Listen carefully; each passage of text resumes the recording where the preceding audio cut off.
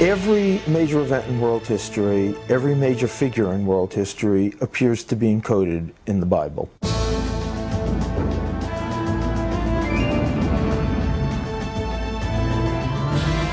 The Bible codes are a dramatic demonstration that what we have here really is the Word of God and not simply a historical tradition. These 66 books, penned by 40 different guys over thousands of years, are collectively a supernaturally given and skillfully engineered message system.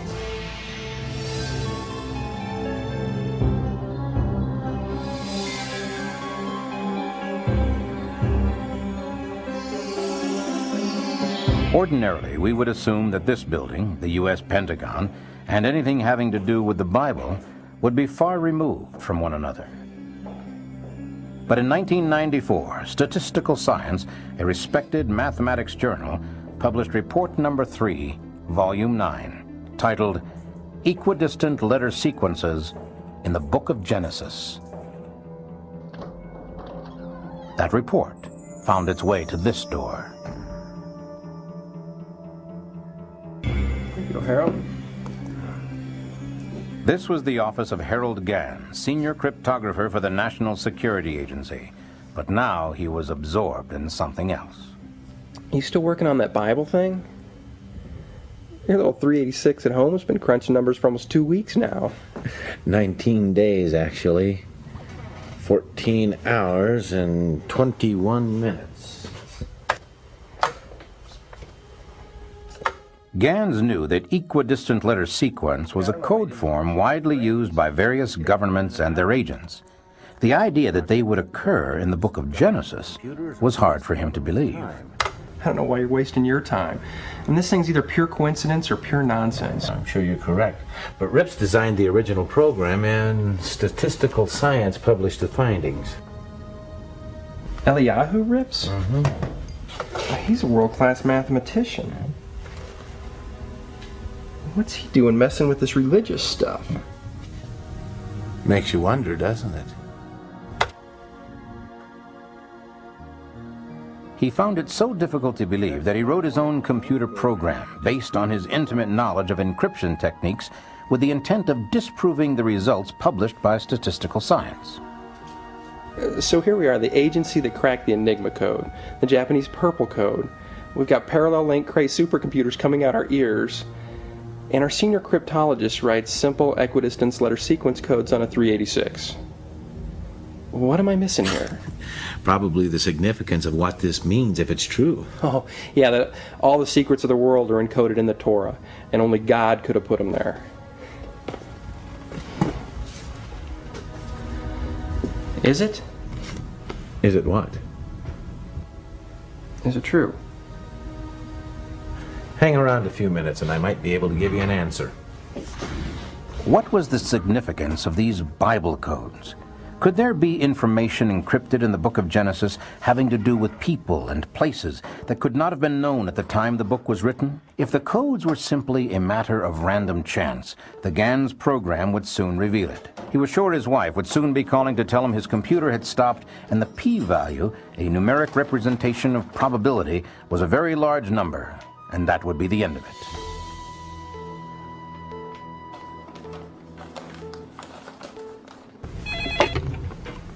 This is Gans. Oh, hi.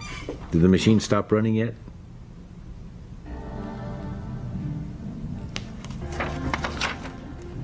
What was that number again?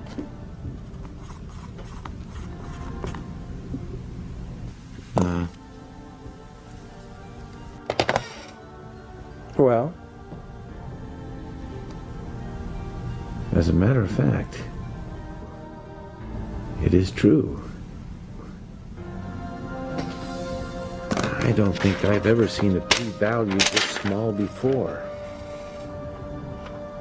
The probability that these codes could appear by accident it's virtually non-existent. What Gans discovered that day was that everything was there, just as the study said it was, firmly fixed in the code. He also knew the controversy was just beginning. I believe the Bible code issue is nonsense from beginning to end. The overwhelming majority of scientists who have studied the phenomenon have come to the conclusion that there's no basis for it whatever. We've come a long way since 1450 and Gutenberg's first movable type printing press. Today, this small disc contains the entire Bible. Any passage can be accessed at the push of a button. In just a matter of minutes, everything in the Bible relating to a particular subject can be accessed, collated, and printed out. But you know, for all of our sophistication and technological skill, we haven't been able to improve on the words. What they say and what they represent remains exactly the same. There is something that has recently captivated biblical scholars and scientists alike, however. It is the notion that there might be something more here than just the words that are on the surface. There is evidence that embedded within the Hebrew letters of what the Jews refer to as the Torah, that is Genesis, Exodus, Leviticus, Numbers, and Deuteronomy, or the first 5 books of the Bible, there is a code that tells of events far into the future. A code that, according to some, could only have been put there by the original author, God himself. Some researchers have even suggested that Yeshua, the Hebrew name for Jesus Christ, has been found to be part of these codes throughout the Old Testament. As you might suspect, this idea has generated a great deal of controversy. But then, the Bible's been a source of debate ever since Moses brought down the 10 Commandments from Mount Sinai. There have always been those who love it and those who hate it. All the good from the Savior of the world is communicated through this book. All things desirable to men are contained in the Bible. If we would destroy the Christian religion, we must first of all destroy man's belief in the Bible. The Bible is the greatest benefit which the human race has ever experienced. The inspiration of the Bible depends upon the ignorance of the gentleman who reads it. It is impossible to mentally or socially enslave a Bible-reading people. One does well to put on gloves when reading the New Testament. Everything in it is cowardice and self-deception. A thorough knowledge of the Bible is worth more than a college education. The debate continues to this very day. But all other arguments aside, one fact is indisputable. Since Gutenberg printed the first Bible, it has become the most widely distributed and widely read book in the world. Every year, more copies of the Bible are printed than any other book ever published. A recent count put the number of complete Bibles printed in a single year at over 60 million. Another 90 million New Testaments were also printed, and over 1.5 billion scripture sections were published in over 2,000 languages. Amazingly, those numbers keep growing every year. What is there in this book that has captivated the minds and hearts of people the world over for thousands of years? What could there possibly be in the history of a small group of people in a dusty corner of the world that could attract such attention? What is there in the words of these scrolls that has bound a scattered nation together for over 3,000 years? The Old Testament, specifically the Torah, or the first 5 books of the Bible, is, according to its adherents, a history of God's dealings with mankind, and specifically the children of Israel. Yet it is filled with fantastic stories that many scholars insist cannot be true. Was there a series of devastating plagues that overcame the great Egyptian Pharaoh? Did a man called Moses actually receive the 10 Commandments and the Mosaic Law directly from God? Could this same Moses have miraculously opened a pathway through the Red Sea? The critics are relentless. Some even say the Exodus from Egypt never took place and Moses never existed. The words of the Torah, they insist, were penned by ancient Jewish leaders as a mechanism to control their people, nothing more. In a moment, we'll look at these issues through a modern lens and see if recent discoveries in modern technology can provide some answers to these age-old questions. But assuming for the moment that Moses did exist, what are we to make of these new scientific studies that suggest there is more, much more? Today, the question being asked in ever-widening circles is simply, is there information about modern people, places, and events embedded in the ancient biblical text? Is there, in fact, a Bible code? Does this code contain information about Hitler and the Holocaust, about the reestablishment of Israel, the 6 Days War, did it actually anticipate the assassination of Yitzhak Rabin? And can it tell us what happiness or horror the future holds? I was in Israel to meet with the chief of Israeli intelligence on a totally different subject 6 years ago, and I heard by chance about the work that a very famous mathematician in Jerusalem had done. He had found the exact day that the Gulf War would begin in a code in the Bible.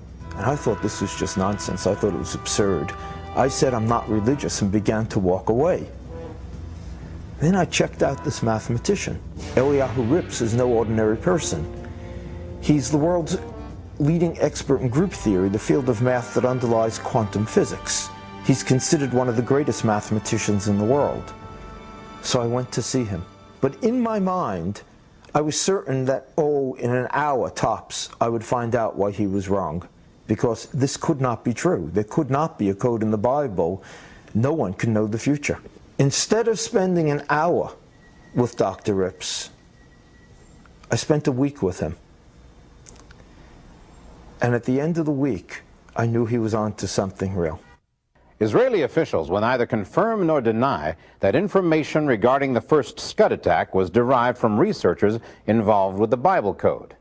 But given the results, it is fair to ask if perhaps science and religion have not at long last found a common ground. 3 weeks before the Gulf War began, Dr. Rips and his colleagues in Israel found encoded in the Bible Saddam Hussein picked a day, enemy, Scuds, and the date, January 18th, 1991, actually the equivalent in the ancient Hebrew calendar. Perhaps before going on, we should try and answer some of the questions posed by the critics, beginning with the most fundamental question of all: was there really a man named Moses? According to the book of Exodus, at the time Moses was born, the Pharaoh of Egypt had decreed that all male Hebrew children be killed. The mother of Moses, unwilling to follow this horrible edict, put her young son in a basket made of reeds and set it adrift on the river. The daughter of Pharaoh found the basket and took the child for her own son. Moses was transformed from the child of Hebrew slaves to the grandson of the Pharaoh in a single day. But Moses' life in the court of the Pharaoh came to an abrupt end when he saw an Egyptian taskmaster beating a Hebrew slave, and in a rage, Moses attacked the Egyptian and killed him.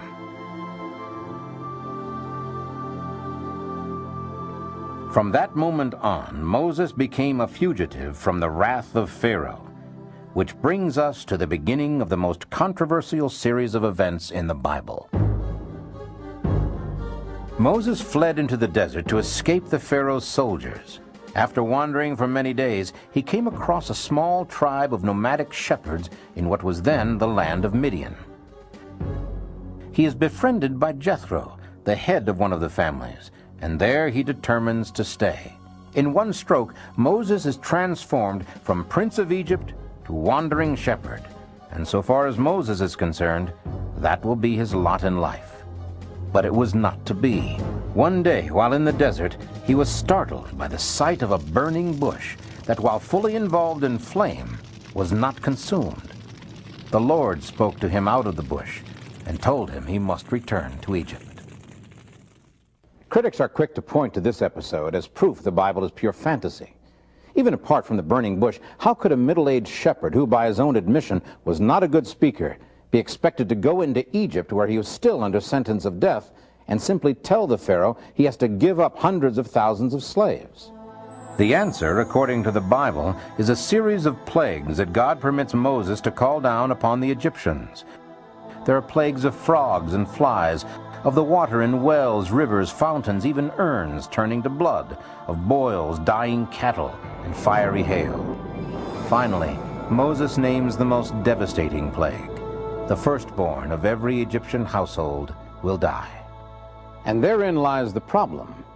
Critics insist that the Egyptians were such astute record keepers that something so tragic, so all-encompassing, would certainly have been recorded by their own scribes as well as by Moses. As it turns out, recent discoveries have proven them right.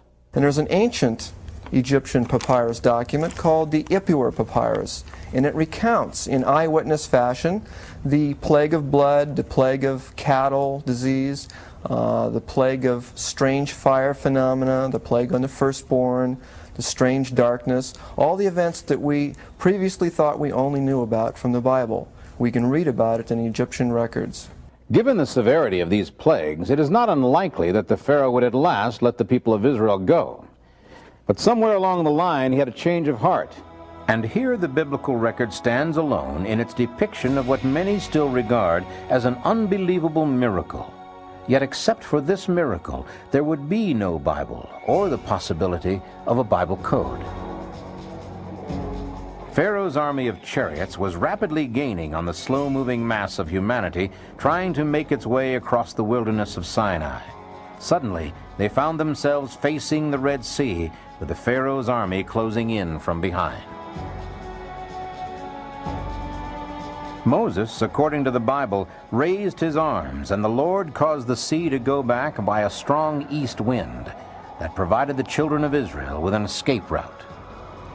We can only imagine what a great act of faith it was for the children of Israel to follow the bidding of Moses and rush out into what just moments before had been an impassable sea. The way was open before them, but it was only a narrow strip of land with a wall of water on both sides. Behind them, the Pharaoh's army, bent on destruction, pressed forward. Terrified, but facing certain death, they rushed out onto the narrow bridge of land. It is not hard to imagine the Pharaoh's army coming to a standstill, staring in disbelief at the fleeing Israelites and giving them precious time to complete the crossing.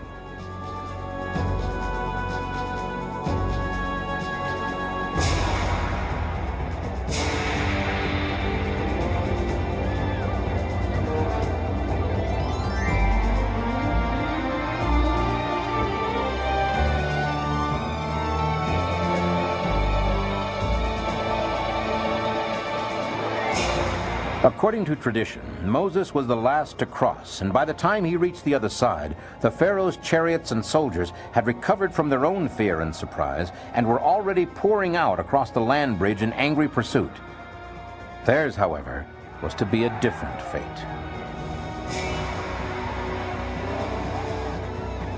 The wind ceased and the water rushed in upon the Egyptian army, drowning men and horses alike.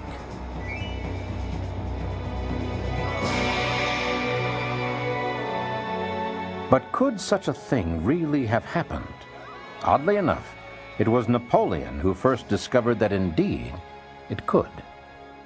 At this site in 1799, Napoleon's engineers discovered an underwater ridge some 600 feet wide that extended from shore to shore.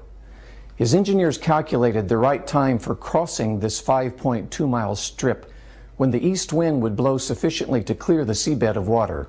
Napoleon, however, barely escaped with his life when a sudden change in the wind's direction brought an onrush of water covering this strip within just a matter of minutes.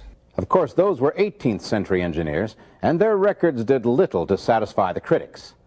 20th century scientists, however, have taken up the challenge with surprising results. Dr. Doran Knopf, professor of oceanography at the University of Florida, has developed an experiment to test the viability of the biblical account of Moses and the children of Israel crossing the Red Sea.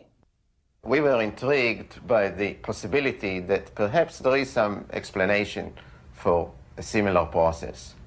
So what we did, we developed what we call in physical oceanography a mathematical model of the part of the Red Sea where many people believe that crossing could have been. Okay, what we have here now is a physical model of the Red Sea. The deep part supposed to represent the main body of the Red Sea, which is about 2,000 or 3,000 feet deep, and the shallow part, with the one with the sloping bottom, supposed to represent the Gulf of Suez, which is much shallower. As we said before, the average depth of the Gulf of Suez is about 100 feet, and the length is few hundred miles. Okay, what we have in addition to this, we introduced here an artificial ridge, which you see right here, and the depth of the water above that artificial ridge is only about 10 feet high. Okay? And what I'm going to do is I'm going to let the wind blow from here, and you will see how the water recedes and in fact exposes the ridge to the air.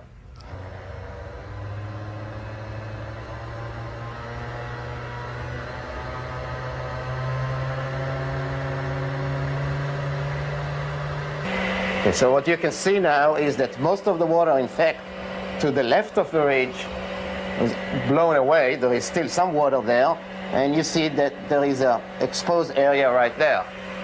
All right? So the idea is that the Israelis crossed on this part of the ridge which was exposed, and they saw water on the two sides, right? They saw the water on the left side of the ridge and the water on the right side. And I'm going to cut the wind off now, and I'm going to do that abruptly, and you will see how it comes back. So let's do that. And of course, what happens after that is that when the wind relaxes, the water wants to come back to the position that it had before, and it does that via a gravity wave, which moves at the speed we calculated to be like 15 feet per second or so, which is, of course, a speed that one cannot escape. Dr. Knopf's experiment demonstrates that the strong east wind could indeed have opened a passage through the Red Sea sufficient for the children of Israel to cross, and as Napoleon demonstrated, once the wind stopped, there could be no escape for the Pharaoh's army. Modern research has shown that it was possible for the fleeing slaves to have crossed the Red Sea at this particular point. But how do we know this is where Moses brought his people? Once again, modern technology shows the way. Literally. Infrared satellite imaging has tracked a large migration of people, their campsites, and their direction across the Sinai Peninsula with an astonishing correlation to the biblical account in Exodus. With satellite infrared photography, there have been major archaeological discoveries found throughout the world. There's a trail that comes down the west branch of the Red Sea. The left-hand branch of it comes down to the tip of the Sinai Peninsula, stops there. It appears to come out the other side and then wanders north to the highest mountain in the area, Jabal al-Lawz. And we did find what I think is important archaeological evidence that something took place at Jabal al-Lawz. We found at the base of this mountain 12 pillars, 18.5 feet in diameter. Why not 7? Why not 11? Why 12? With 12 tribes of Moses fitting so perfectly into that scenario. Additionally, on the flat in front of this mountain, we found a large pile of rocks about 24 feet tall. There's a petroglyph of an Egyptian, not an Arabic drawing, but an Egyptian drawing of the golden calf. And additionally, at the base of the mountain, we found kind of a wing-shaped formation, foundation pointing towards the mountain, and there we found marble, round marble stones. This is some of the stone of it.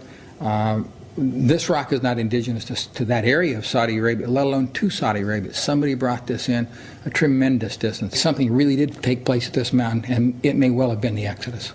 All these findings seem to confirm the discovery of the real Mount Sinai according to information provided in the Bible. Could this then be the actual route of the Exodus? Are we now within sight of the biblical Mount Sinai and the miraculous meeting that produced the Torah? Modern technology, it seems, can confirm that there was a man called Moses, that there was a massive exodus of people out of Egypt, and that these people did cross the Red Sea and go into the ancient land of Midian, now Saudi Arabia. But was Moses responsible for this book, the Torah, or what we commonly refer to today as the first 5 books of the Bible? And can modern technology confirm what may be the most fantastic biblical discovery of all time, the existence of the Bible code? To find the answer to that question, we must first try and determine how the Torah was actually written. This is important because if the code exists, the plain text would have to be the same today as it was when Moses brought it down from the mountain. After nearly 4,000 years of copying and translation, is that even remotely possible?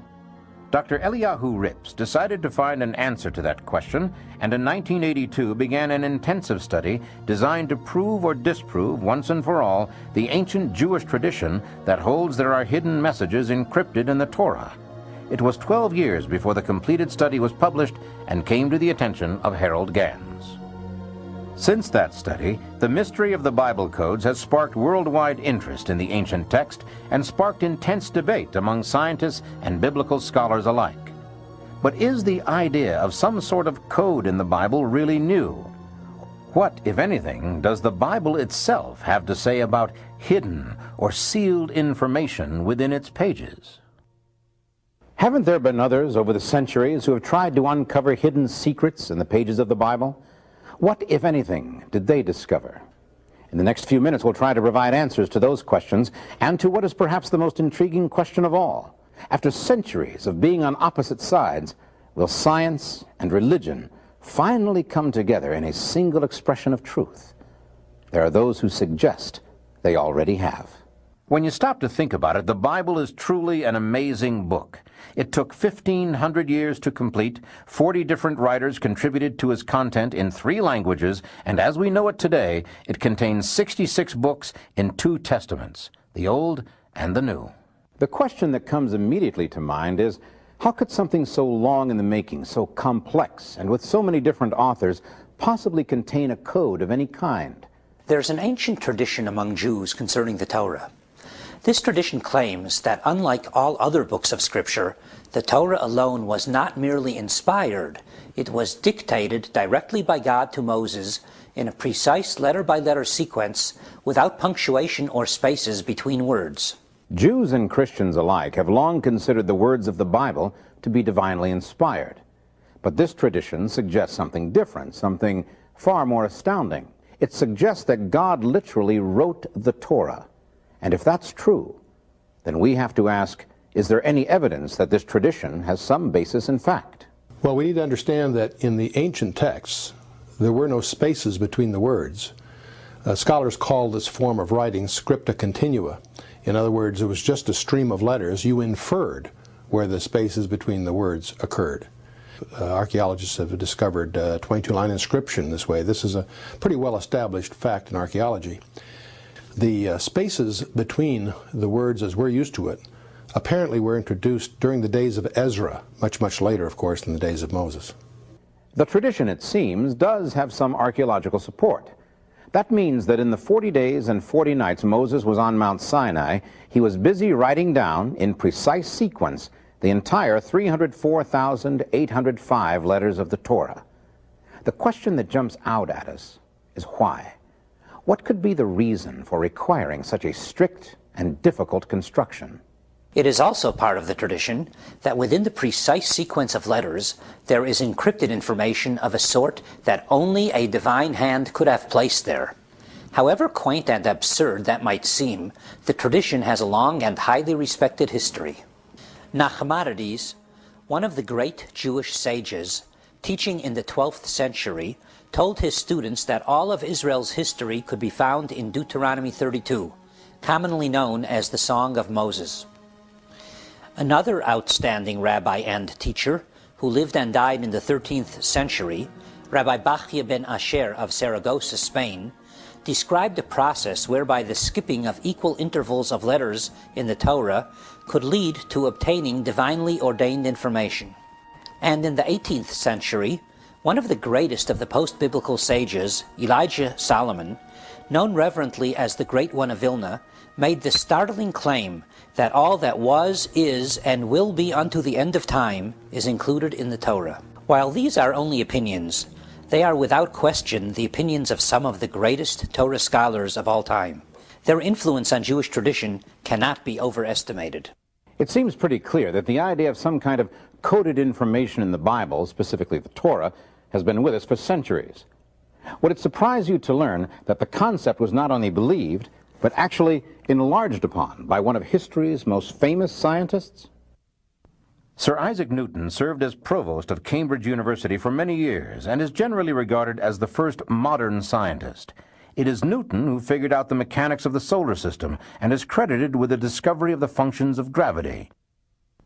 He was also a firm believer in a biblical code.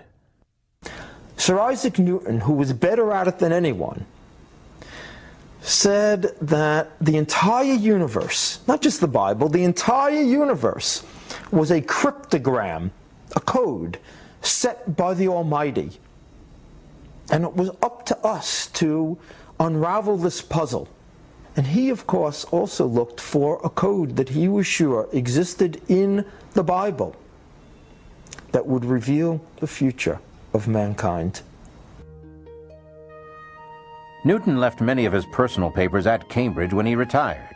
His biographer, John Maynard Keynes, discovered the papers and was shocked to learn that most of the 1 million or more words in Newton's own handwriting had nothing to do with mathematics or astronomy, but rather esoteric theology.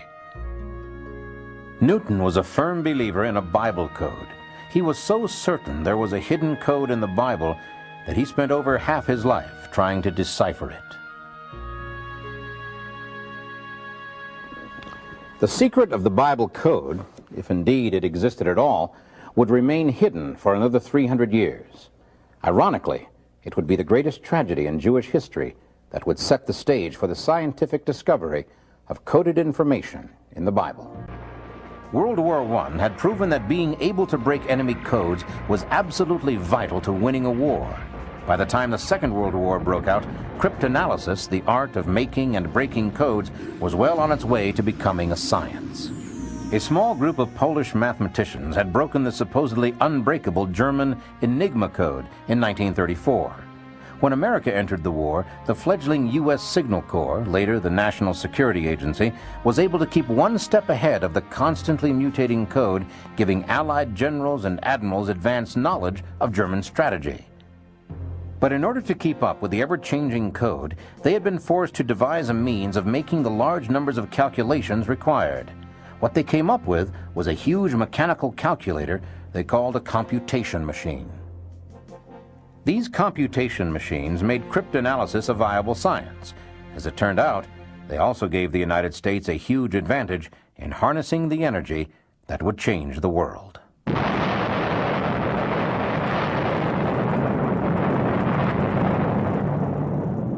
During World War II, we of course were on a crash program to develop the atomic bomb, which required substantial computation.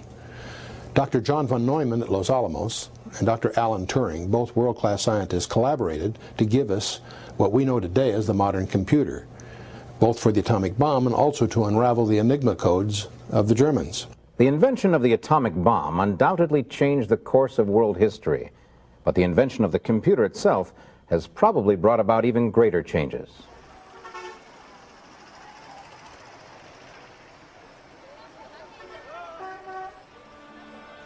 Rabbi Michael Ber Weissmandl, a childhood Talmudic and mathematical prodigy in Czechoslovakia prior to World War II, survived the Holocaust and after the war emigrated to the United States. Weissmandl, while still a young man, had stumbled onto the notes of the 13th century Rabbi Bachya, suggesting that divine information could be derived from the Torah by means of skipping a specific interval of letters. Now, with all the horror behind him, Weissmandl returned to the fascination of his youth, the possibility of a mysterious Bible code.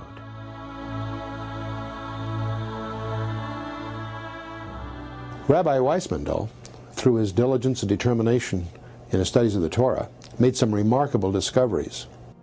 The word Torah in Hebrew consists of 4 letters, a tau, a vav, a resh, and a he, which are equivalent for us to talk about as if it was a T, an O, an R, and an H.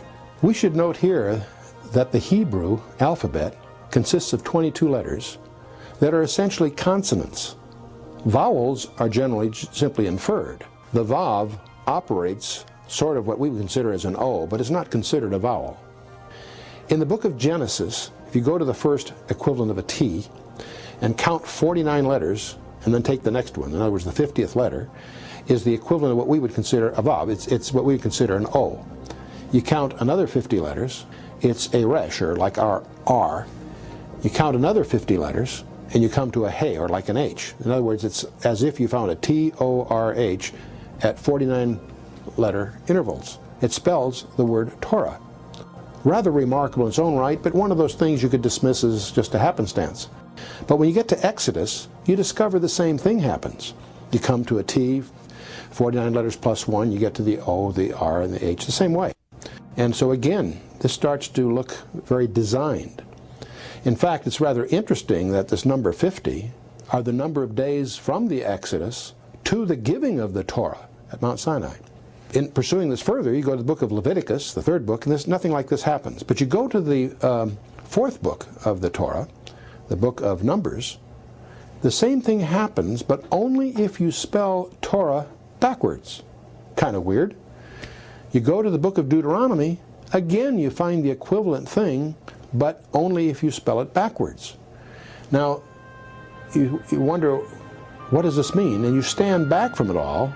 It's as if those four books are pointing to the middle book, two forward, two back, to the book of Leviticus. So you examine Leviticus more carefully, and you discover not 49 letter intervals, but 7 letter intervals. Every 8th letter, you have the word Yahweh, or the name of God. And you stand back from this whole thing and you realize the Torah is always pointing to the name of God. Rabbi Weissmandel's discovery is the first modern hint of hidden codes in the Bible, and of course has led to using computer to find others. Professor Daniel Michelson at UCLA has estimated that the probability of Weissmandel's discovery happening by accident is less than 1 in 3 million. This discovery also has great significance to the ancient menorah lampstand, still used in Jewish practices today. Like the lamps in Israel's ancient lampstand, the Hebrew word for law was encoded at 50-letter intervals in the opening paragraphs of Genesis and Exodus. The Eastern lamps point toward the servant lamp, the lamp of God, which was elevated above the others. Leviticus reveals that servant lamp design with Yahweh, the Hebrew word for Jehovah, encoded at 8-letter intervals in its opening verse. In the ancient menorah, the western lamps were reversed to point toward the servant lamp. Following that design, the word Torah was found to be encoded backwards in the introductory paragraphs of Numbers and Deuteronomy. Just as the lamps on either side of Israel's ancient menorah were ignited from the flame of the elevated lamp of God, these 4 encoded Torahs point to the glory of Yahweh, or Jehovah, in Leviticus. It was the 50-year-old discovery of Rabbi Weissmandel that finally convinced a small group of Israeli scientists that computers might be the key that would unlock the centuries-old mystery of the Bible code. It was Dr. Eliyahu Rips, one of the world's leading mathematical experts, who devised the first mathematical model to test the viability of the skip codes Weissmandel had apparently demonstrated. But he soon enlisted the help of Doran Whitsom, a graduate student in physics specializing in general relativity, and Yoav Rosenberg, a brilliant young computer scientist. Together, they hoped to prove scientifically whether or not a Bible code existed. It would be a long and tedious undertaking. Dr. Rips, in creating the Bible Code computer program, took the original Hebrew text of the first 5 books of the Bible, the words that, according to the Bible itself, God dictated to Moses on Mount Sinai 3,200 years ago. And all he did to that text was to eliminate the breaks between the words, so that instead of words on a page, it became one long strand of letters, 304,805 Hebrew characters, from the first letter in Genesis to the last letter in Deuteronomy, with no break in words. So perhaps Dr. Rips was restoring the Bible, the Torah, the first 5 books of the Bible, to its original form. In any event, he was not changing the order of the letters. He was just eliminating the breaks between the words. He then programmed a computer to look for really a very simple code that would reveal new information. Skip any equal number of letters, and the new information was revealed. Perhaps we should take a moment here and explain exactly what an equidistant letter sequence, or ELS code, is and how it's constructed. To detect an ELS code, a computer must first be programmed to write down the first letter of the encoded word, represented in our formula by N. The computer will then skip a fixed number of letters, represented here by the character D, write that letter, skip the same number of letters, and write that letter, and so on. Let's try a simple example. Rips explained that each code is a case of adding every 4th or 12th or 50th letter to form a word. Skip X spaces and another X spaces, and the hidden message is spelled out. This appears to be nothing more than a simple description of ELS coding. But if you begin with the first letter of the paragraph, R, then skip every 3 letters and pick up the 4th letter following, the coded message is revealed. What is infinitely more difficult is the creation of a surface text that is sensible and easily understood, and yet will seamlessly accommodate specific letters at fixed intervals. That process is called encryption. There are several things that have to be understood about the entire equidistant letter sequence coding. Just looking for words, virtually any words, as an equidistant letter sequence, you will find them in the book of Genesis, you will find them in War and Peace, you will find them in virtually any sufficiently long text that you try to find them in, particularly if you're using a computer. In any case, what is found is generally random. You have to apply statistical analysis to determine whether or not what you found is in fact random, or is in fact well beyond what you'd expect to find at random. The key to statistical significance is how many related terms are found in a small area of biblical text and how many characters are in each term. Short words in lots of text are very likely just coincidence. So if all text can produce words at equidistant letter sequences, what makes the Torah codes unique? Now it's amazing. And only in the Bible do you find this. When, for instance, by skipping an equal number of letters, you spell out President Kennedy, the very next letters in the same skip sequence say to die, and Dallas is encoded in the same place. When you look for Shakespeare, the very next words in the same equal distance skip sequence say we'll present plays on stage, and Hamlet and Macbeth are encoded in the same place. You could find Kennedy or Shakespeare in some equal distance skip in any big enough text. If not in War and Peace, look in a bigger book.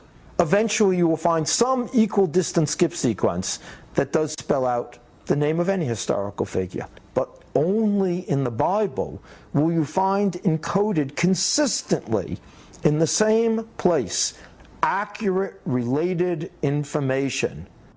In order to test the ELS code theory, the research team created a program according to strict scientific and statistical rules. The usable text would be only the book of Genesis, some 78,000 letters. In order to make certain the results could not be tainted by subjective interpretation, they selected the names of 34 of Israel's most famous and revered sages as the target of their search. To make it more difficult, they also asked the program to search for either the target's birth date or death date. After months of work, the incredibly complex mathematical model and program was ready. Now it was up to the computer. The results of this test startled even the researchers. All 34 names were there, coded into the text, along with either their date of birth or date of death. He used statistics correctly, and he found that the information encoded in the Bible was encoded there against odds of 10 million to 1. He looked for the same information in War and Peace and 2 original Hebrew texts, and there found nothing but random letter combinations. Only in the Bible did he find consistent, coherent information against odds of 10 million to 1. Science, it seems, has the key to unlocking the secrets of the Bible codes. Still, there are those who are critical of the discovery. In Part 2 of Secrets of the Bible Code Revealed, the critics will have their say. Also, you'll find out precisely what the Bible codes have revealed about our day, and if there are codes other than ELS codes in the Bible. Don't miss Secrets of the Bible Code Revealed, Part 2.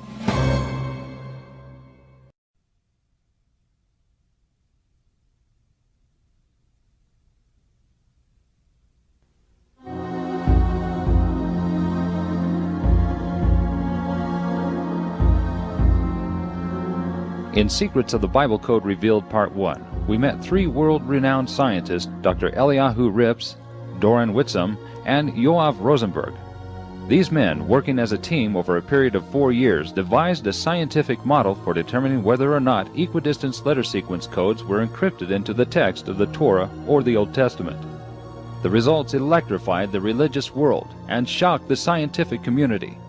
It appeared the codes were real, but could the code researchers defend their findings before their scientific peers? The first experiment was a comprehensive experiment, encompassing a large body of words and expressions that have a connection, like names and nicknames of the great sages and rabbis of Israel, as listed in the encyclopedia along with their dates of birth and dates of death. We measured if indeed there was a tendency for such connections, and the result was that there were connections, and the possibility that this occurred by accident was very minimal. Harold Gans, at the time a senior cryptologist at the National Security Agency in Maryland, heard of the test and the results. I reproduced the experiment, and lo and behold, I got precisely the results that they had reported. I then went ahead and did a new experiment. Instead of pairing each of the rabbis' names and appellations with their dates of birth and death, I paired them with the places of birth and death, cities, towns, villages, wherever it was they died or were born. And the results I got were even more significant than the original experiment done by Whitsom and Rips. At that point, I knew beyond any shadow of a doubt that the code was real. I felt a chill go up my spine.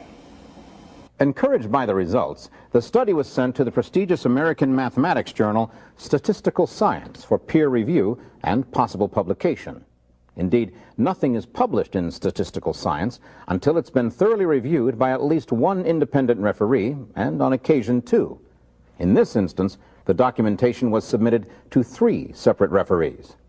Following its publication, a statement was issued by 5 mathematical scholars, 2 from Harvard University, 1 from Yale University, and 2 from Hebrew University, supporting the findings.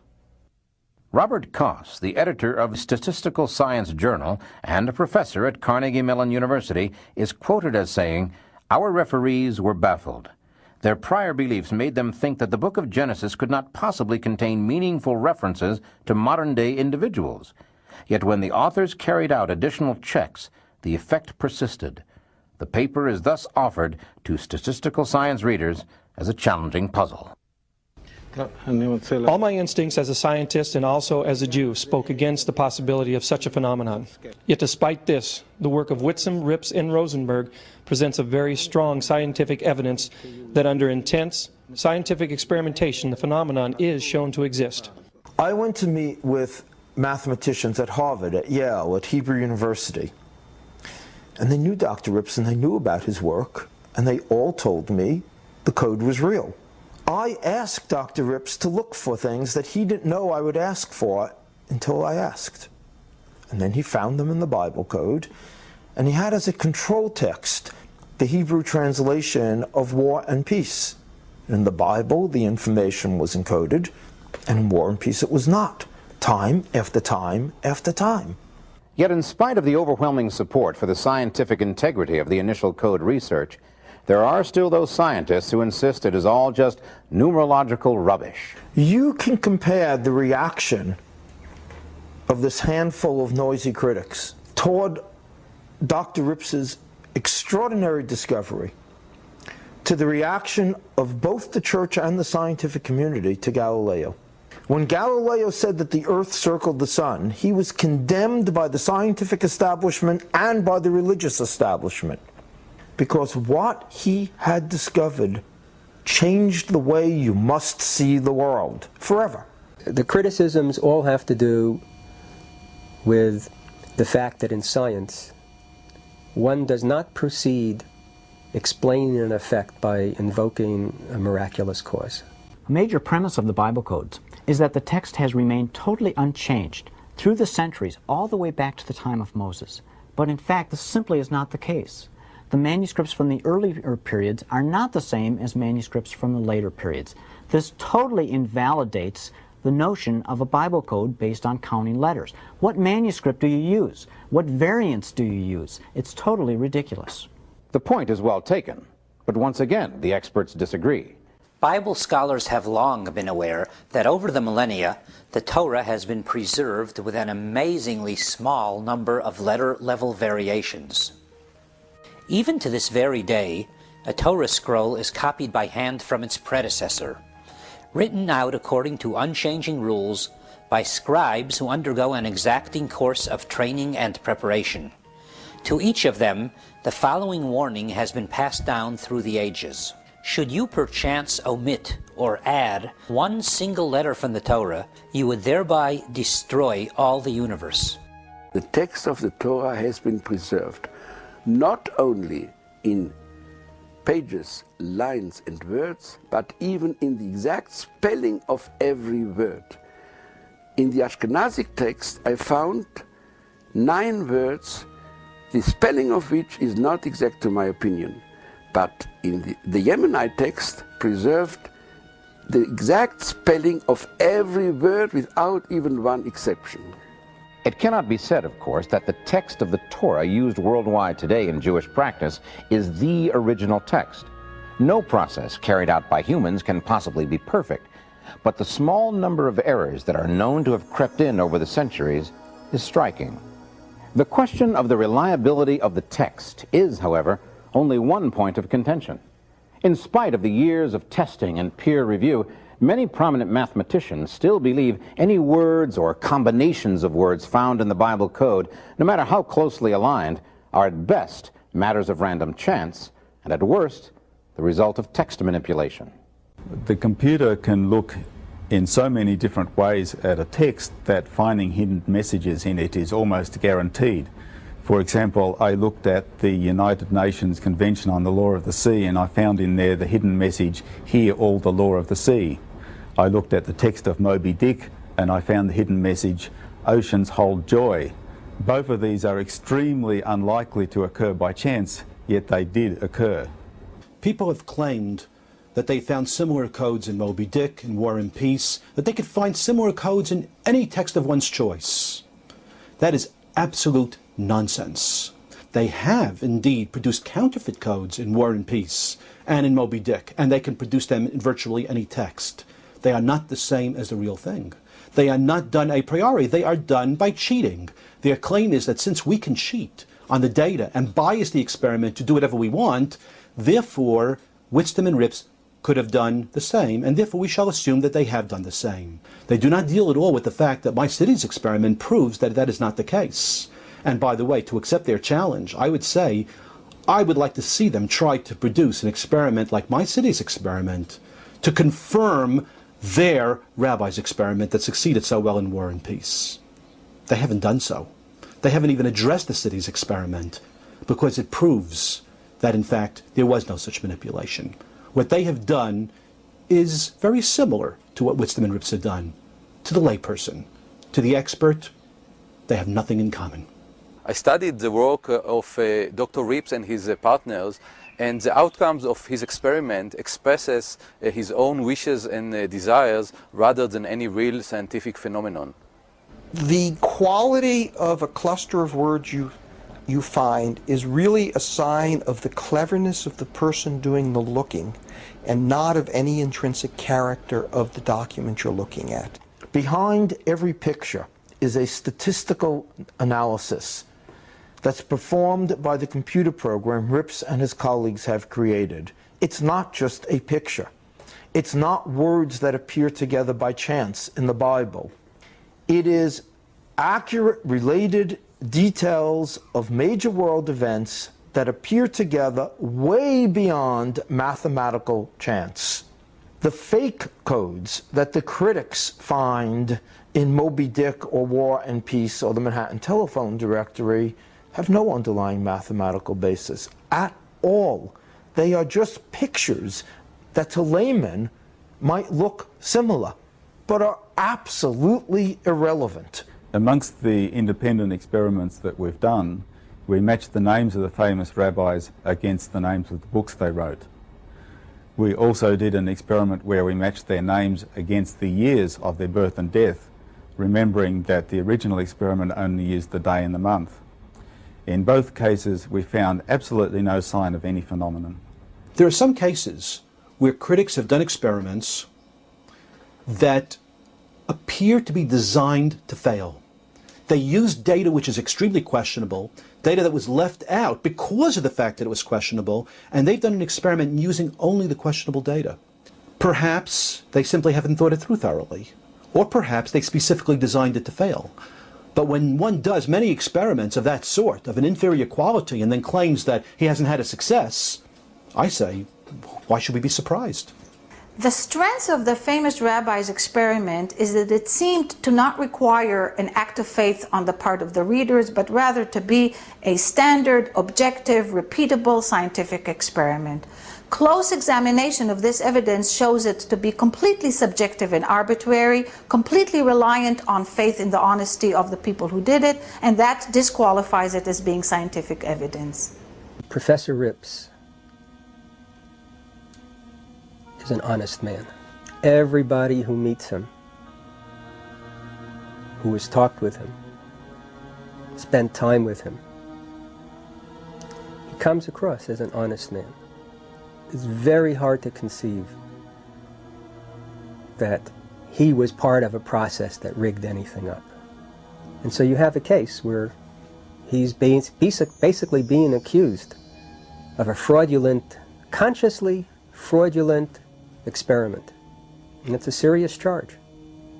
It's the kind of thing that can ruin a professor, to be involved in something that, I mean, professors have to have a point of view for the truth.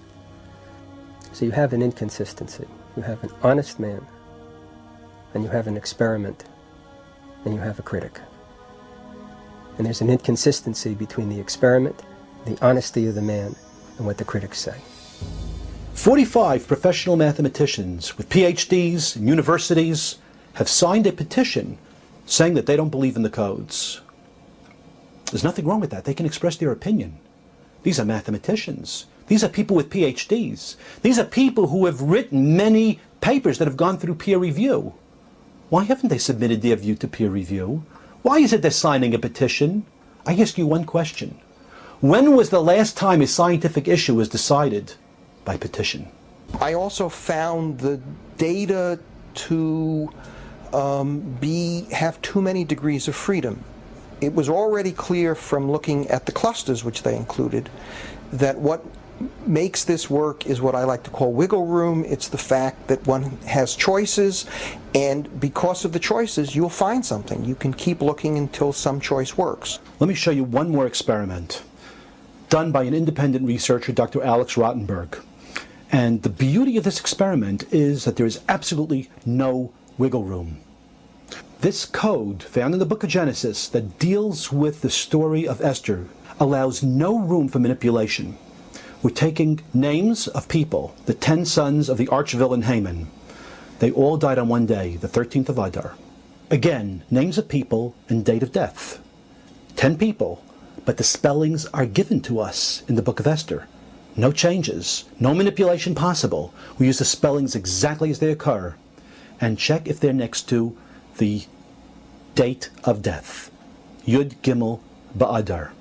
And lo and behold, one of these dates of death, incredibly, continues with the word Purim in code, the name of the holiday that is celebrated with the book of Esther. Using this particular date, incredibly small probabilities were arrived at in terms of the proximity of the names of those 10 sons to this particular date of death. There is no room for manipulation. There's no place where we could have changed it in any way. The names are given to us in a thousands of year old document. I think that's the most impressive thing that we have. Assuming for the moment the code is real, what is its significance? What does the existence of the code mean to the average Christian or Jew? Couldn't some diligent, hard-working scribes have put the code in place over the centuries? The Torah has been in its present form, according to all authorities, for an absolute minimum of 2,000 years, when it was translated into the Greek under the reign of Ptolemy II in Alexandria, the Septuagint. We can demonstrate, using the laws of quantum mechanics, specifically the uncertainty principle and chaos theory, that it is absolutely impossible within the laws of physics and mathematics as we know it today to know the future in detail as is demonstrated in these codes. Consequently, we come to the scientific conclusion that the author of these codes is not bound by the laws of physics and mathematics as we understand it. It's obviously far beyond the ability of man to do.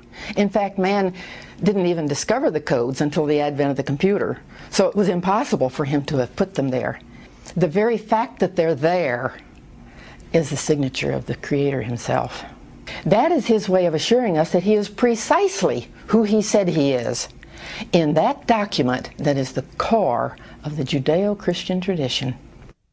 Many believe that with the discovery of the Bible codes, science has brought us closer to an understanding of the divinity of the origins of the Bible. But what does the Bible itself have to say about hidden messages? Many people are surprised to discover that there are codes in the Bible, and these equidistant letter sequences are but one of them. Some are hidden, some are revealed, some are a key part of the narrative, like the handwriting on the wall in Daniel 5. The Bible points out that it is the glory of God to conceal a matter, and the glory of kings to search them out. The computer has simply made it possible for us to discover codes that would be very difficult to find any other way. Originally, it was thought that only the Torah contained Bible codes. We now know that the entire Tanakh, commonly known as the Old Testament, has encoded information within the Hebrew text. Also, software is presently being developed to determine if there is a Bible code present in the Textus Receptus, the Greek New Testament used for the King James Bible translation. Perhaps the age-old enemies, science and religion, can get together after all. But confirming the existence of the code was just the beginning of the adventure. It is the information contained in the code that has ignited the debate and focused the attention of the world on the Bible once again. In 1994, Michael Drosnin, a writer and former journalist with the Wall Street Journal and the Washington Post, flew to Israel to meet with a close friend of then Prime Minister Yitzhak Rabin. He carried with him a letter with frightening implications. Using the Bible code myself, about 2 years into my investigation, I found encoded the name of the Prime Minister of Israel, Yitzhak Rabin. The only time his name was encoded in the Bible, and crossing his name, as plain as day, were the words, "Assassin will assassinate." I was shocked. So I flew to Israel, and I met with Yitzhak Rabin's closest friend, a very well-known Israeli writer, Chaim Guri. And I told Rabin in that letter exactly what I've just told you, that the one time his name, Yitzhak Rabin, was encoded in the Bible, the words "assassin will assassinate" ran right across his name.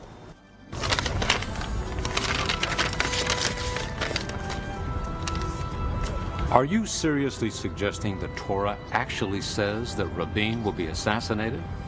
All I can tell you is what's in there. Will you give him the letter? In his letter, Michael Drosnin told the Prime Minister, "I have uncovered information that suggests your life is in danger." He went on to explain that it was an Israeli mathematician that had discovered a hidden code in the Bible that appears to reveal the details of events that took place thousands of years after the Bible was written. The letter also pointed out that the information had been confirmed by famous mathematicians, and the results have been replicated by a senior codebreaker at the Pentagon using his own computer program. This should not be ignored. Guri read the letter, but his response was not very encouraging. All right, I'll take it to him. But I know the Prime Minister, and I don't believe he'll pay any attention to these Bible codes.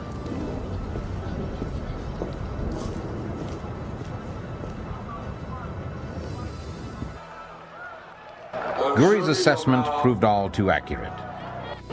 The Prime Minister made no attempt to contact Drosnin and apparently ignored the warning completely. And of course, a year later, he was killed, exactly as the Bible code said he would be, indeed in the very year that the Bible code said he would be killed, all found a year in advance. I failed, because I had tried to warn the Prime Minister. I had managed to put the warning in his hands. He'd ignored the warning, and now he was dead. I do not control what anyone does, let alone what a prime minister does. I'm used to reporting on events that already have taken place, not telling people what might happen tomorrow. It's a very strange position for me to be in as a reporter, but I cannot ignore this. I'm doing only what I've always done as a reporter. I'm checking out the information, and once I determine it's accurate, I'm sharing it with as many people as possible. But yeah, the responsibility does feel larger. There's no question of it. In his book, The Bible Code, Michael Drosnin explains a series of events in some detail.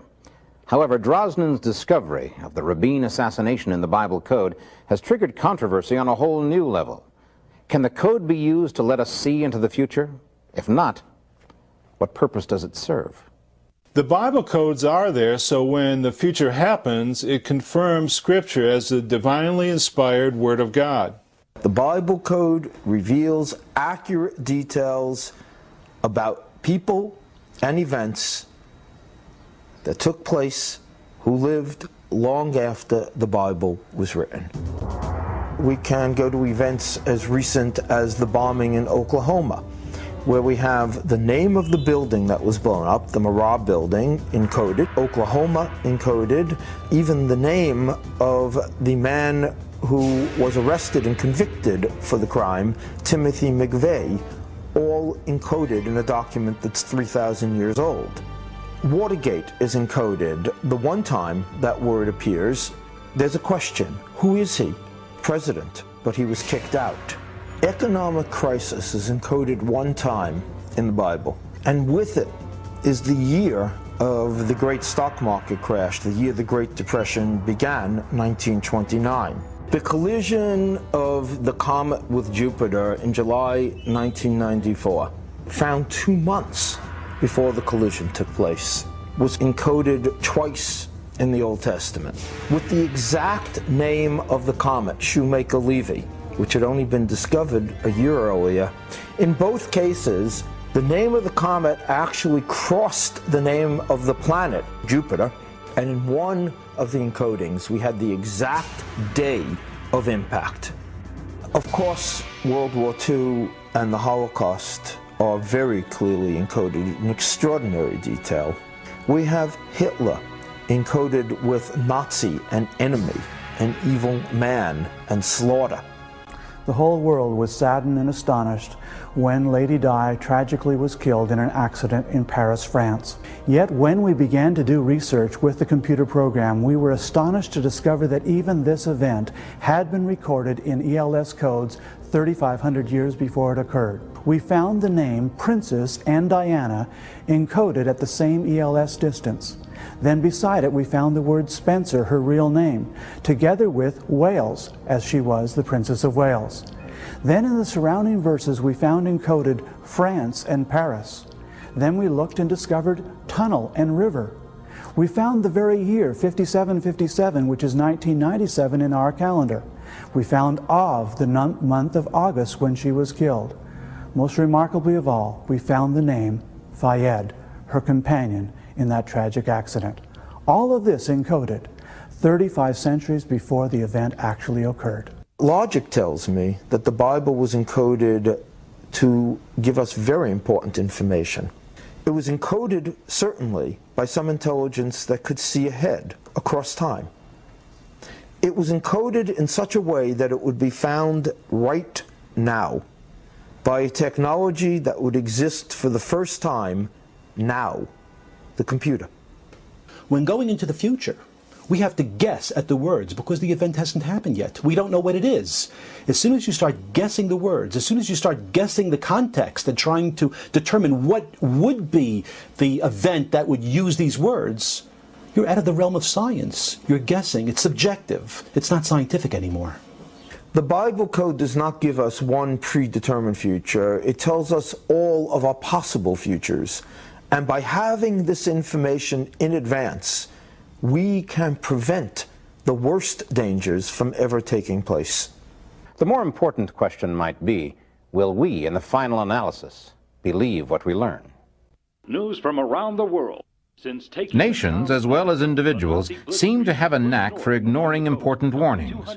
World War II gives us some excellent examples.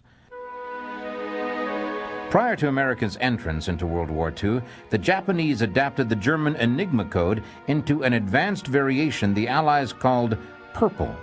A brilliant cryptographer by the name of William Friedman, head of the fledgling Signal Intelligence Agency, was determined to crack it. With unbelievable dedication, Friedman almost single-handedly cracked the code in just over 20 months.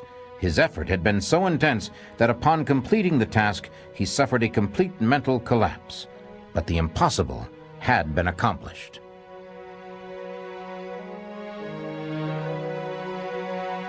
The Germans were leaked the information that Purple had been cracked and sent the information on to the Japanese, who simply refused to believe it. Their plan to attack Pearl Harbor went forward, and in fact, naval intelligence intercepted and decoded a transmission from Japanese Admiral Yamamoto to his fleet.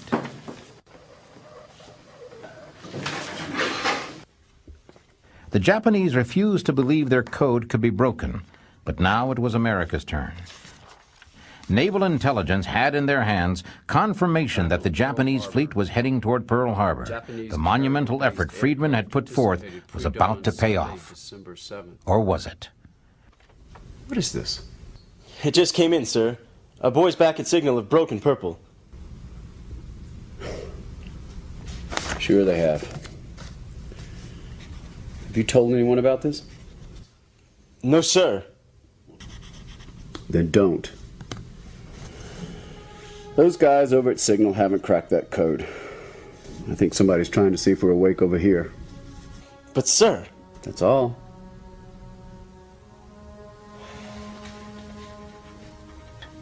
The Signal Intelligence Service had intercepted and decoded a message from Admiral Yamamoto to his fleet and immediately passed the information on to naval intelligence. But the warning was dismissed. Even the American officers didn't believe that the code had been broken. Yesterday, December 7th, 1941, a date which will live in infamy. The United States of America was suddenly and deliberately attacked by naval and air forces of the Empire of Japan. There seems to be an eerie parallel between the attitude of the admirals then and the eagerness of some scientists and scholars to dismiss the Bible code today. Could ignoring this code also prove disastrous? As far back as records exist, decryptions and hidden meanings seem to have derived from the obsession of the Jewish scribes with the ancient scriptures. And these techniques led to the encryption techniques of the Renaissance, which led to the cipher wheels and the mechanical aids in World War II, superseded, of course, by the modern computer. It's interesting that it's now the computer that allows us to discover these secret codes that apparently were hidden there from the beginning. Was the assassination of Israeli Prime Minister Yitzhak Rabin predicted a full year before it actually happened? Does the book of Deuteronomy contain a series of encoded words that reveal the names of the major participants in today's Israeli peace process? Could we have known months in advance that the federal building in Oklahoma City would be bombed and the name of the man who would do it? Is there buried within the ancient text of the Torah information about the assassination of Robert Kennedy, predictions of man walking on the moon, and warnings of the sinking of the Titanic? Are we continuing to discover that God actually dictated warnings to Moses nearly 3,500 years ago that appear to be meant for us today? While the critics of the Bible Code continue to attack the original Bible Code discoveries, numerous Bible Code software developers have commercially advanced Bible Code research way beyond the pioneer findings of the late 1980s. New ELS research is moving beyond the nominal word association pattern discoveries of the past to complex matrix discoveries. Here's the full Thomas Edison matrix revealing in an orderly model 55 important historical items about his life.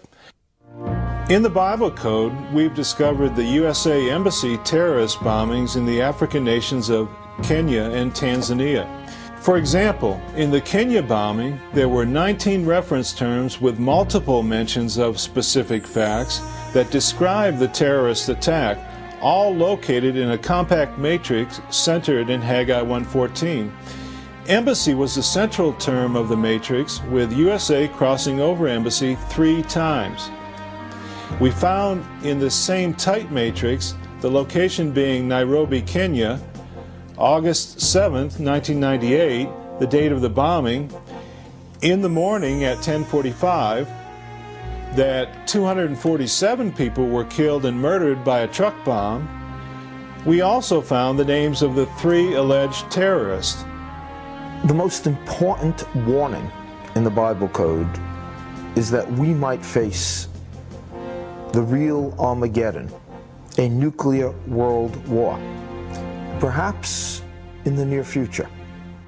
Even as the controversy continues, we shouldn't lose sight of the fact that no matter which of the experts we choose to believe, in the final analysis, we must each decide how this new reality will impact our thoughts and actions.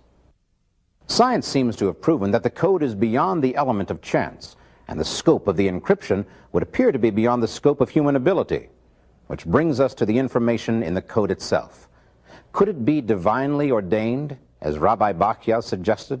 The discovery of the Bible codes in our generation provides powerful evidence to skeptics that the Bible truly is the inspired Word of God. They also validate almost a decade of work by my friend Yaakov Ramsel, a Messianic pastor in San Antonio, Texas, who manually has examined the Hebrew Scriptures and has found the very same phenomena in the Bible codes. Yaakov Ramsel has unwittingly added a whole new layer of controversy to discussion of the Bible code. But in all fairness, it must be said he was working on the code long before the scientists. Over 20 years ago, Ramsel began his search for the name of Yeshua, or Jesus, in the codes. He used the same skip sequence technique as Weissmandl had done many years earlier, and like Weissmandl, Ramsel didn't have a computer. What he did have was an enormous amount of dedication and a firm belief that the codes hinted at by the Jewish sages were real. In Genesis 1, in the Torah, beginning in the 5th verse, the first word, counting every 172 letters, spells the name Yeshua in Hebrew, which means Jesus. Then at the end of the Torah in Deuteronomy, starting at the very last portion, counting in reverse every 172 letters, spells HaMashiach, the Messiah. In Genesis 20 and verse 2, counting every 5 letters in there, Hakarek Ot Shlav in Hebrew, which means in English, the lattice work of the equidistant letter sequence. The meaning of the insight is the method by which we found it.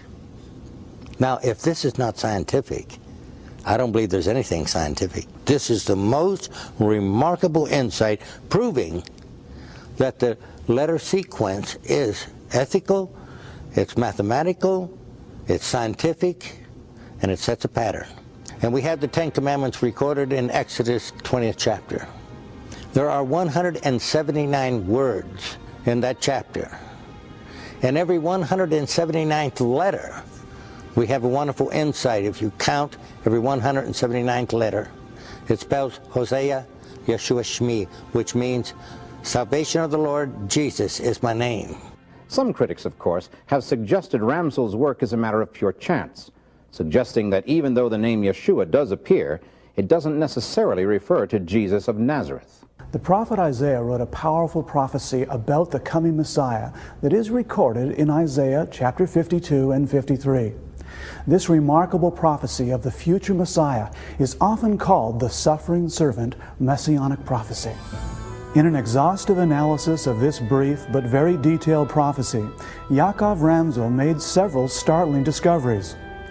Not only had God encoded the name of Jesus Christ in these passages, but the names of virtually everyone else involved in the crucifixion and his ministry. he found Jesus, the name the Nazarene, Messiah, 3 Marys, the 2 high priests, Ananias and Caiaphas, King Herod, Pilate, and many of the names of Christ's disciples, all of them found in one prophetic passage, 41 names in all encoded in Isaiah's prophecy. One fact about the Bible that is not in dispute, and that is that both the Old Testament and the New are full of numbers. Some of these numbers are simple and straightforward. Others leave the reader completely befuddled. Could the key to the Bible encryptions lie in these enigmatic numbers?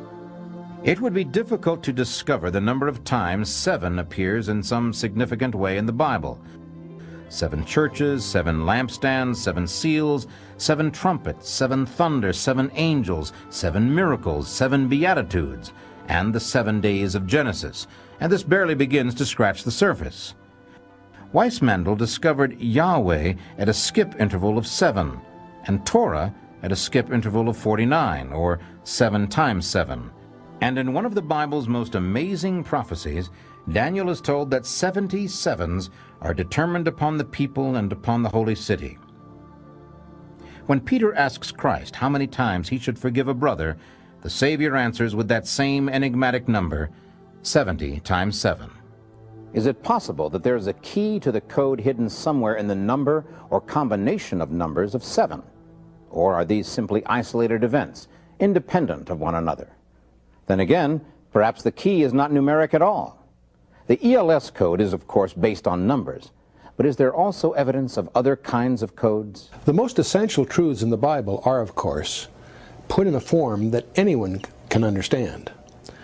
But that doesn't preclude the fact that there are mysteries hidden in the Bible that are there as challenges to us. And there are many examples. One of the classic ones is the life of Matthew Fontaine Maury, who as a youngster was fascinated as he read the scriptures that there was a passage in the Psalm 8 and also in Isaiah that makes reference to pathways in the seas. What a strange idea, he thought. Are there pathways in the sea? In 1825 he became a midshipman, spent the rest of his life gathering data, developing what we now know as the science of oceanography. He was able to get captains to gather data. He ended up developing charts of ocean currents in the Atlantic, the Pacific, and the Indian Oceans. And he, as a result, is widely regarded throughout the world as the father of the science of oceanography. All because he was prompted by these hidden little allusions in the Psalms and Isaiah. 2 key points regarding the codes. First, we never look to codes or something that esoteric for doctrine or theology that's in any way contradictory to the plain text. The second point is we are expressly prohibited in the Torah from methods of divination. Using the codes to predict the future is divination and is expressly prohibited in the Bible. Predicting the future or not being able to predict the future? Well, that's a controversy for another time after scientists and Bible scholars have had a chance to further study and debate this developing issue. There is a way you can check all of this out for yourself. The Bible code is no longer just a name of a scientific research paper. It's also a computer program available on CD-ROM. Bible code software is easy to use, even if the user has no knowledge of Hebrew. The procedure is very simple. First, select the range of text you wish to examine. For example, we will choose from the start of Genesis to the end of Exodus. Now select the range of skips you want the computer to use. We will use for this example a minimum of 10,000 and a maximum of 11,000. Now comes the most important part.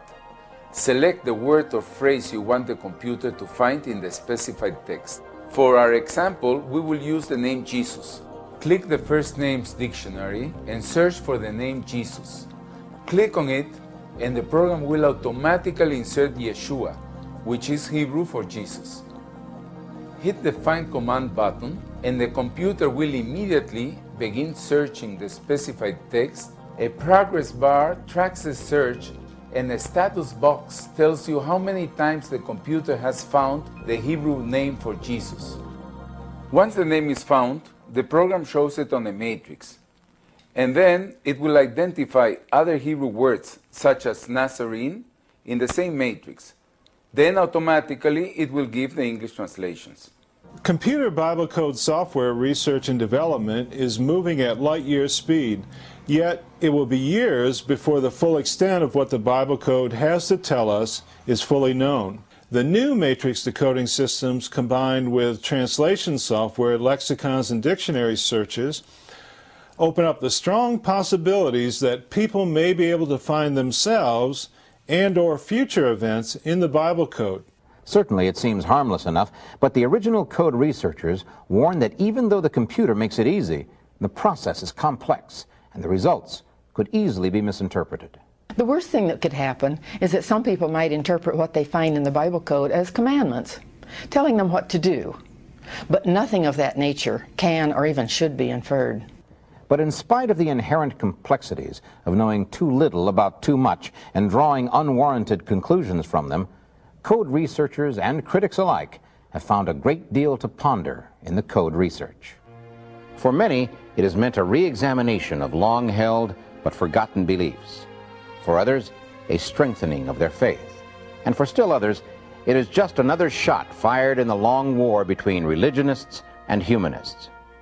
But since even much of the plain surface text of the Bible is still being debated, it should not surprise us that opening the time lock that has sealed the ELS codes for so many centuries has raised some controversy. I believe God, in His prophetic foreknowledge, knew that our generation would be the most skeptical and the most scientific and computer literate generation in history. And therefore, I believe, knowing this, He has provided one last measure of evidence to our generation so that our generation would be without excuse. I think if the Bible codes are demonstrated to be real and valid, then in fact both Jews and Christians will have to re-examine their texts and see truly how they impact on their lives.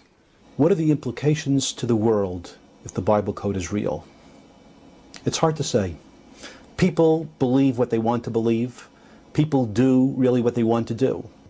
One would like to believe that if people took the Bible more seriously, there would be less crime, there would be less hurt, there would be less wars. Everyone would love each other as a human being. I hope it would make a big difference. I think the fact is the world will ignore much of the information. It's ignored important lessons in the past. However, the message will be examine how you run your life.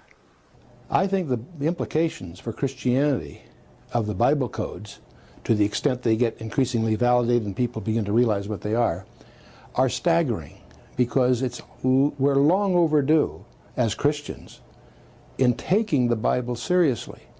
The great tragedy is that most Christians have no comprehension of how reliable and how authoritative our Bible really is. And the Bible codes are exciting, if for no other reason.